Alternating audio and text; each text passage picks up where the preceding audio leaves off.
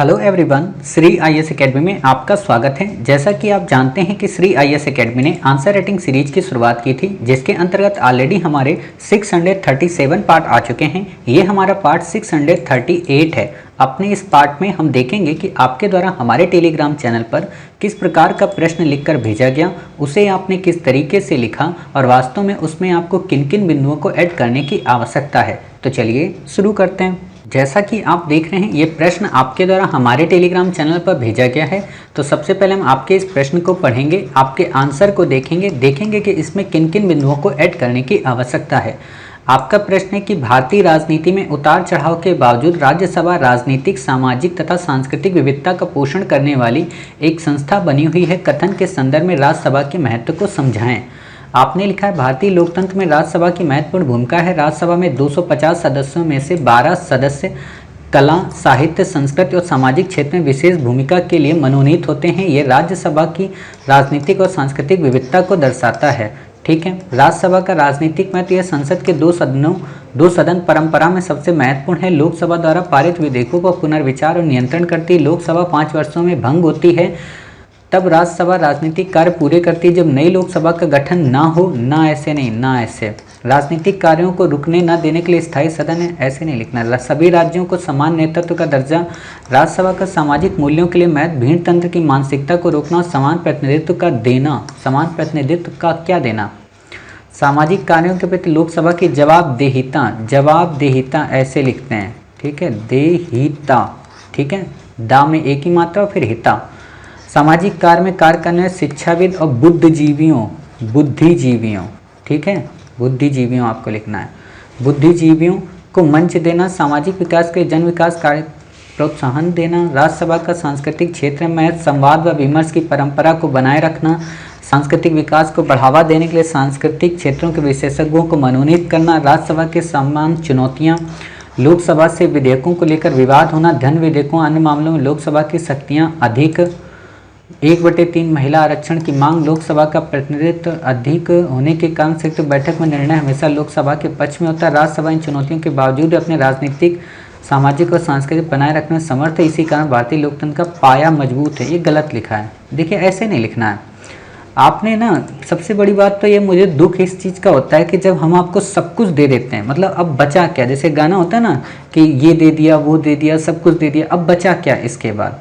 तो जब हमने आपको सब कुछ दे दिया और आपको बता दिया ऑडियो में कि आप पहले ऐसे बताएंगे कि सांस्कृतिक का क्या मतलब, राजनीतिक का क्या मतलब और सामाजिक का क्या मतलब, और उसमें मैंने ये भी बताया है कि आपको एक ही पैरा बताना है, पॉइंट में नहीं बताना है। बताया था, फिर भी आपने ऐसा लिखा। मतलब इससे सीधे सीधे दो बातें समझ में जाती हैं। पहला ये कि आप हमारी बात नहीं मानेंगे, दूसरी बात ये आप अपने मन से करेंगे। तो जब आप अपने मन से करेंगे तो हम ये नहीं कहते कि हम ही सार्वभौमिक सत्य हैं। हम बस इतना कहते हैं कि हम जो फ्रेम आपको देते हैं वो बहुत ही ज़्यादा सोच समझ कर बनाया जाता है। उस फ्रेम को क्योंकि आप खुद सोचो, हम आपका आंसर कहाँ चेक कर रहे हैं? यूट्यूब पर चेक कर रहे हैं। पब्लिकली हम वीडियो सारे डाल रहे हैं। सोचो, इस वीडियो को कोई भी पर्सन देख रहा होगा, कोई इंडिया का टॉप एजुकेटर भी देख रहा होगा, कोई इंडिया के बेस्ट स्टूडेंट भी देख रहे होंगे। सोचो, वो नहीं कमेंट कर सकते क्या कि सर आपका आंसर कितना गलत आपने बताया? ऐसे नहीं हो सकता। यानी कि बिना डरे, बिल्कुल निरपेक्ष भाव से हम आपका उत्तर चेक कर रहे हैं। तो हमारी तो पूरी कोशिश रहेगी ना, जो हम क्वालिटी दें सामने, उस पर कोई प्रश्न चिन्ह ना उठा पाए। तो आप अगर उस क्वालिटी से समझौता करके उत्तर अगर लिखते हैं तो आपका उत्तर गलत ही होगा। ठीक है, आपने यहाँ पे क्या किया? सब कुछ डाल दिया। मतलब लोकसभा भी डाल दी, राज्यसभा भी डाल दी, सदस्य भी डाल दिए, संख्या भी डाल दी, हर एक चीज़ डाल दी। और कुछ बातों को तो आपने रिपीट कर दिया और कुछ बातों को ऐसी जगह डाल दिया जहाँ उनकी ज़रूरत ही नहीं है, वो पॉइंट वहाँ के हैं ही नहीं। जैसे आप बताइए, आपने यहाँ पे क्या पॉइंट डाला कि 12 सदस्य कला साहित्य से आते हैं। ठीक है, संस्कृत और सामाजिक क्षेत्र में विशेष भूमिका निभाते हैं। ये क्या है? ये सदस्य राज्यसभा की राजनीतिक, सामाजिक और सांस्कृतिक विविधता को दर्शाते हैं। 12 सदस्य से ऐसी विविधता थोड़ा ना आती है, समझ रहे? ये संस्कृति का पाठ है, इसीलिए तो उसने कहा कि सांस्कृतिक विविधता मतलब कला से भी, संस्कृत साहित्य से भी और संस्कृत से भी। ये हो गया सांस्कृतिक विविधता। राजनीतिक विविधता का मतलब कि देश के अलग अलग भागों से लोग आते हैं, ठीक है, ये आप बता दीजिए। सामाजिक मूल्यों का मतलब यहाँ पे बुद्धिजीवी भी आते हैं और शिक्षाविद भी आते हैं। आपको ऐसे इस लाइन में एक्सप्लेन कर देना है, और जब आप इतना एक्सप्लेन कर देंगे फिर आप बताएंगे कि राज्यसभा का महत्व क्या है। और जब राज्यसभा का महत्व बता देंगे तब आप बताएंगे कि हालिया दिनों में राज्यसभा में कई सारी चुनौतियां भी उभर कर आईं, और फिर आप निष्कर्ष देंगे कि सरकार को इन चुनौतियों को दूर करना चाहिए, तभी हम नए भारत के निर्माण में, नए संसद भवन के गठन में राज्यसभा की प्रासंगिकता को भी 69 वर्षों की बात भी यथावत बनाकर रख पाएंगे। ऐसे आपको बताना है।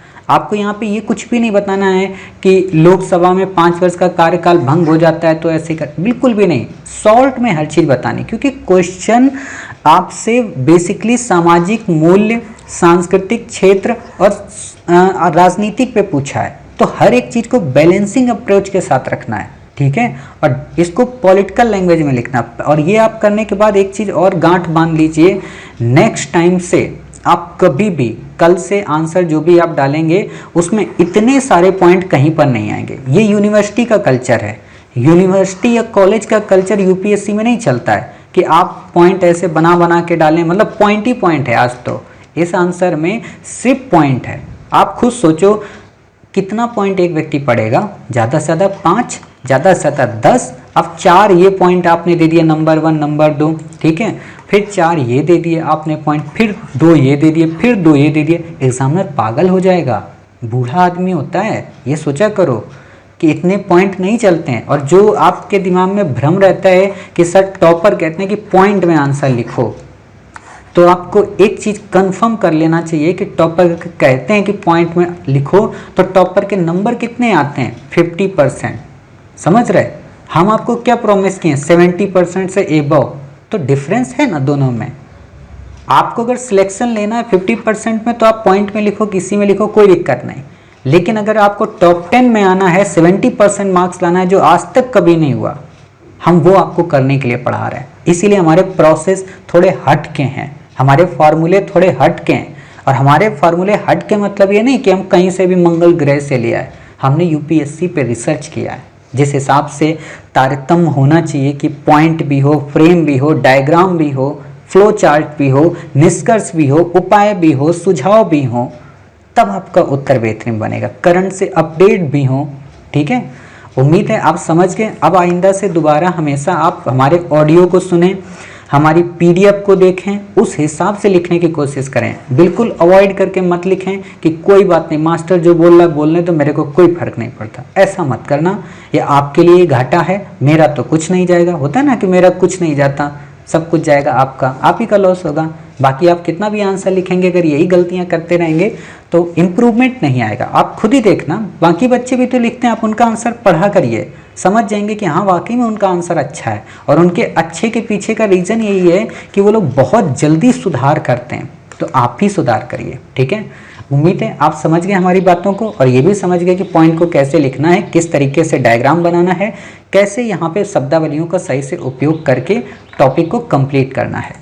मिलते हैं आप ही के द्वारा भेजे गए एक नए प्रश्न के साथ। तब तक अपना ख्याल रखिए और स्वस्थ रहिए।